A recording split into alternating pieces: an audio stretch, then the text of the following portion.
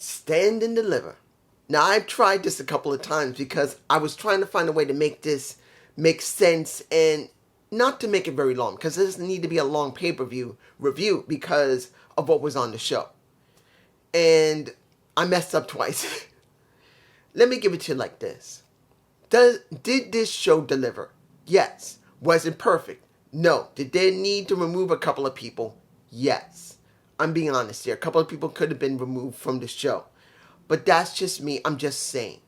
Now, the six-way match.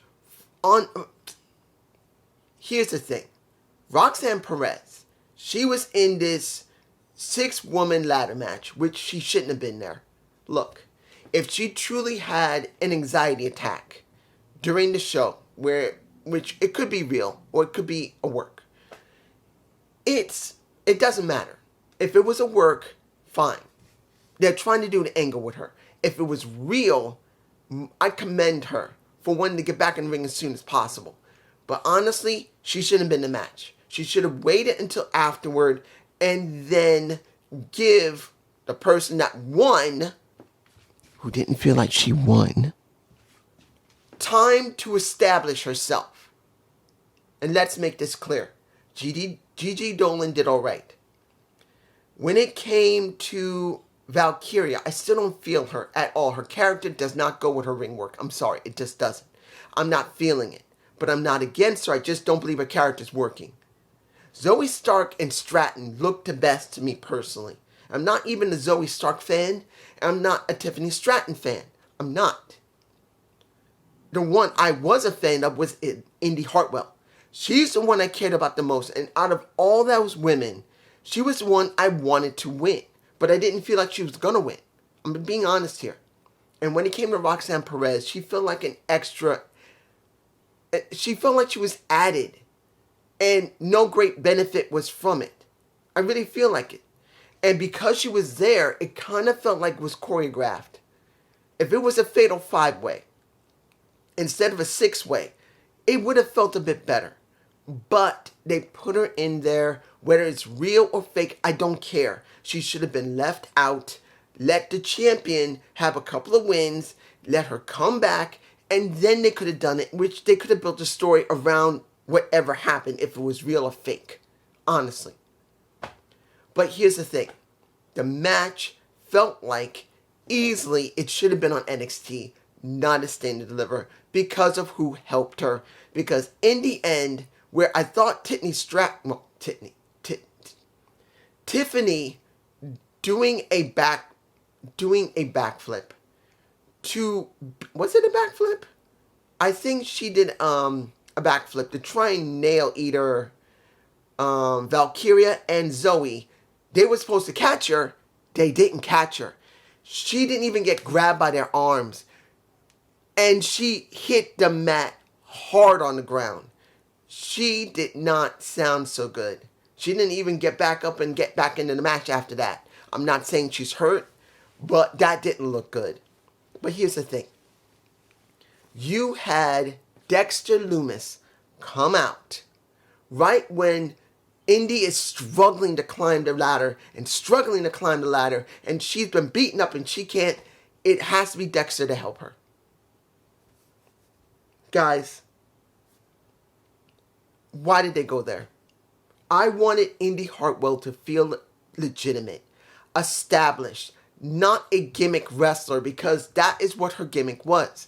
Having Dexter Lumis by her side. Whether they're in a real relationship or this is on screen, I don't care. I wanted Indy Hartwell to become established. And we didn't get that. Yes, the fans went apeshit to see a Dexter Lumis. And I'm not taking anything from it. But as it stands, that really took a lot away from her. And I do not agree with it. It hurt the damn match. Flat out. She shouldn't had to have him there. I'm sorry. I know other people would say, dude, that's part of her story. That's part of her character. That's how it is. If you're really going to make her really important, established, like Roxanne, Roxanne Perez, the same woman who Booker T trained as Indy Hartwell was trained. They both came from his school. Wouldn't you think she deserved better to have a gimmick to allow her to win? Honestly. Now, the match that I felt was the best match of the night. I'm skipping around. That is the open challenge for the North American Championship, where we had McDonough, Dragunov, Dragon Lee, and Wesley, along with let me give it to you like this. Seeing two dragons and then two Lees was a little bit interesting. And then an Axiom. I love this match. I'm not a big high flyer, but this match, you know what it felt like? It felt like a freaking X Division match. I'm not going to lie to you. This did not feel like an NXT match for a Cruiserweight title or North American title. This match felt like an X Division match from Impact Wrestling. I'm sorry. It did. It truly felt like this could have been on Impact TV. Well, TNA, if you're going to be there. And it would have been one of their staple matches. That's what this truly felt like. And with Wes Lee there, that's what it really felt like. Wes has done X Division matches, and the way he worked it was an X Division style of match. That's just how it is, whether you like it or not. And even Vic Joseph was joking around saying from Wes Lee that he went from a rascal to a champion. That made me feel like this was more of an X Division match. And it was a damn good match. At one point, Dragunov busted his head open a little bit and then it went away. Axiom looked like he got his head knocked off by Dragunov when he literally did a Superman punch in the air and just smashed him. That was near the end of the match. It was an extremely good match. And like I said, I'm not a high-flying match fan, but I am appreciative and like it when it's done correctly. And when it came to JD McDonough and Dragunov, that is what really helped it, because there's a true story behind it. You got two guys that absolutely despise one another, and when the opening of that match happened, and you see Wes in the middle of all five of them, he's looking at Dragunov, he's looking at McDonough, and they're not even looking at him, they're looking right through him, and he's going like this between the two, and pretty much he's going, all right, go at it. And as they're about to go at it, it's Dragon Lee who goes up to both of them, knocks their teeth down their throats, and then starts the match that way. That felt like an X Division match, not an NXT match, because they would do that in the X Division more than they would do in NXT. I'm just saying. This was a great match. In the end, it was the heart attack that won it for Wes Lee on Dragunov. Now the question's going to be, who is the next opponent? I don't know. But due to the fact they are booking Wes really well, I'm hoping it's someone important. I really wish it would be a partner Carter. I wish he would come back. But because of what happened with his ex, as you know who she is, Kimberly, I don't think he'll ever come back to WWE ever again. I'm just saying. The match that was a bit sloppy, but it was a good match, was a triple threat for the tag titles. Gallus versus the Creeds versus the family of Don and the Underboss. Let's make it clear. The one that should have won, in my humble opinion, should have been the family of Tony D'Angelo and Starks. I'm botching, because seeing Starks get his head knocked off by Joe Coffey, Gallus's brother, Mark Coffey's brother, because he had been there before, but he had to leave. I don't know what happened. Maybe he was injured. There was some type of problem. I don't know why he was gone. He's finally back. And it was Tony that took the hit for the Underboss. It was a good match. Now, admittedly, there was one stupid botch when they decided to do a double, I'm not putting images in here, a double electric chair stunt.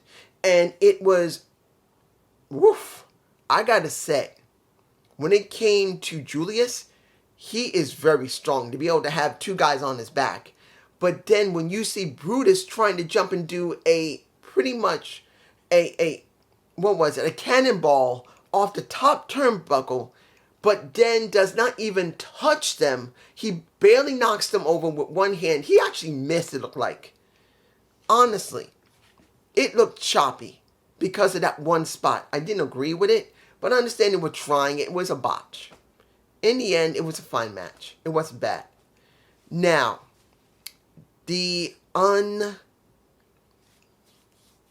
I know people are not going to like me for this. The unsanctioned match wasn't as good as it could have been. It felt like it was lacking. Was it bad? No. It was not like Johnny Gargano versus Tommaso Ciampa. Nothing like their matches. This is them. This is here. With Grayson Waller and Johnny Gargano. I know people are going to say, dude, you're not understanding. Johnny can't have a bad match. I'm not saying he did. It was just not as good. Tommaso Ciampa and Johnny was here. It was here. This is middle. This is here. This is here. Sorry. It just didn't feel strong. And then once you added Candice LeRae and his daughter, what is his daughter's name again? I forgot what her name was. Oh damn, I can't remember his daughter's name. I'm blanking. Not Quincy. I forgot the name of her. But essentially, seeing them there made sense. Seeing that Candice decided to take a candlestick from a man to start whooping a little bit of Grayson Waller's ass, it's fine. I'm not having a problem with it. But the match just didn't feel like it was more than what it was. Yes, they did nail Booker T in the very opening of the match. When Grayson tried to nail Johnny with a chair, he get thrown outside and then thrown into Booker T, who decided not to get out of his damn seat because he thought, oh, suck it, quack, quack, they ain't gonna hit me. Oh! And he does get nailed. I'm sorry. The match just didn't feel like it was here. It felt like it was here. It was great quality, but it was not top quality. I'm just saying. When it came to the women's tag title match, when it came to Alba Fire and Isla Dawn versus Fallon and Kiana James, this was more about storyline than it was about an actual great match. Because they're still trying to do the Jensen and Kiana James angle where she's cheating on him, where it comes to Briggs and Fallon trying to tell him, but they didn't want to hurt his feelings. And in the end, what did we get? What was Kiana looking for? Brass knucks in her purse? Because that's what it looked like it was going to happen. She was asking for Jensen to give her a bag. They're telling him no. He holds on to the bag. She gets nailed, and he drops the bag and looks like he's trying to claw his way into the mat to get to her, to save her, which he couldn't do anyway, because the minute he touched her, the match would have been in DQ anyway. Yeah, they would have won still. It would have been Alba Fire and Isla Dawn, but the titles would not change sides. But now that it's broken, where are they going to go with this? That's what the story is all about. This was not about Alba Fire and Isla Dawn, who I said eventually they would come together and they would have a gimmick of being mystics and fire eaters, which not everyone's going to be feeling it, but that's the way it is. And to be honest, you know who needs to join them? That would maybe make me feel more like she means something? Valkyria. I have a feeling that Valkyria will join Isla Dawn and Alba Fire. They need to come together because I'm not feeling Valkyria as her character. I'm just not. She needs to do it. Final match. We get him versus Braun Breaker. Was this a bad match? No.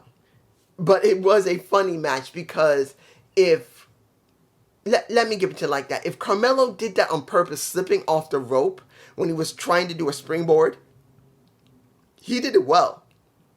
If he didn't, and talked smack before he did it, Braun Breaker took him to task and messed with him, that even Trick Williams, noticing that he tripped on that rope, slipped off the rope, not tripped, trying to do a springboard cutter, Even he had the dance. Well, let me give it to you like this. Seeing Braun Breaker dance is stupid. He can't dance. Neither can I. I can't dance. But seeing that he's going like this and then seeing Trick trying not to laugh and he's laughing his ass off. Because they zoomed in on Trick. Trick couldn't hide it. He just decided to start laughing. That really made my day. But essentially, if that was a botch, it was a well-timed botch because all of that worked.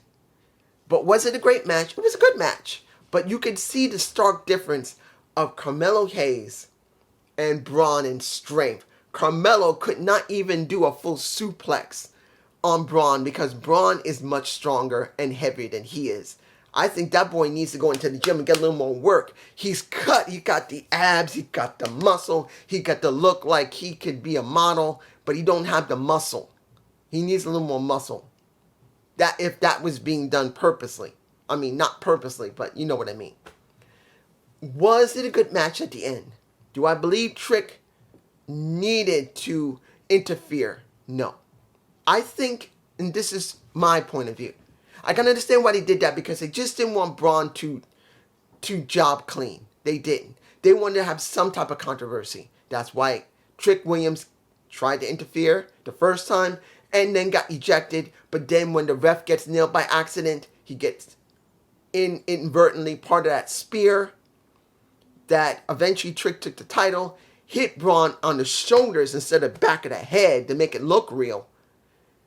And then eventually you did get Trick doing nothing. And you get Carmelo Hayes showing how good he really is. Because when Braun decided to do a military press over his head, you got Trick turning himself, grabbing Braun by the neck, and splatting him, and then doing hitting him with the leg and winning. And in the end, what do we get? You expected that Braun was going to try and beat the crap out of a Trick. He doesn't. Trick backs off. Braun holds the title. He walks over. Trick backs away. And he walks over to Carmelo. Offers a fist bump. Carmelo does his. He gives him the title. He raises his hand. Shows him respect. Now, does that mean that Carmelo's going to be there by himself and Braun's gone? I don't know. I don't think so. I don't think Braun's going to be gone for long. If he goes at all. He'll probably be this Tuesday on NXT TV. He'll probably explain himself what happened and why he showed respect. Because he respected him. Does that mean after that, Braun is going to try and get his title back? Yeah, probably he will. I don't think he'll go to the main roster yet. Because if there is going to be a draft, the question is when it's going to happen. Will it happen a couple of weeks or a month away? I don't know, but this is just my point of view. And this is Stand and Deliver 2023. Please give me a comment below. I do not know if I'm going to say anything about this Raw. I'm going to watch it. And I'll see what's going to happen with Cody when it comes to Roman Reigns and anyone else like Sami Zayn and Kevin Owens because they are the unified champions. I do not know if I'll say anything. Maybe I might come on here and do a quick video of talking how I feel about it, but I'm not doing no reviews. I hope you don't mind. Peace.